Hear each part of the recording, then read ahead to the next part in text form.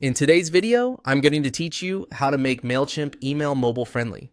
If most of your audience opens emails on their phones, making your design mobile friendly isn't optional. It's essential. I'll walk you through the MailChimp editor and show you exactly where to preview your email on a small screen and what to tweak so it looks crisp, legible, and easy to tap. Start by opening your MailChimp dashboard and head to Campaigns. This is where all of your ongoing and draft emails live. Find the campaign you want to optimize for mobile. Working from the campaign level keeps your content, settings, and reporting intact as you refine the design. Next, choose Edit to open your current template for that campaign. You'll be working with the exact content you plan to send, which makes it much easier to see how real headlines, images, and buttons behave on different screens. From there, click Edit Design. This opens the email builder where you can change layout, typography, colors, images, and individual content blocks. Think of this as your command center for both desktop and mobile adjustments.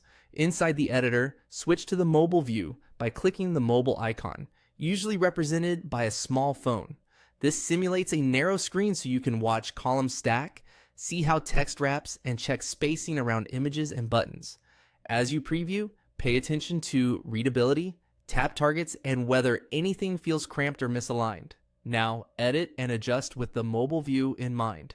Increase body text so it's comfortable to read on a phone. Aim for a clean, high contrast font and generous line spacing. Scale headlines so they stand out without pushing important content too far down. For buttons, make them large, high contrast, and easy to tap, with enough padding so your finger won't hit nearby links. Review columns and stacks. If your layout uses multiple columns, set them to stack on mobile and verify the order makes sense. Adjust padding so content isn't jammed against the screen edges, and center key elements that look awkward when left aligned in a narrow space. Check images for width and clarity. Use images that can scale to the container, add short alt text for accessibility, and avoid placing critical text inside images that might shrink too small on phones.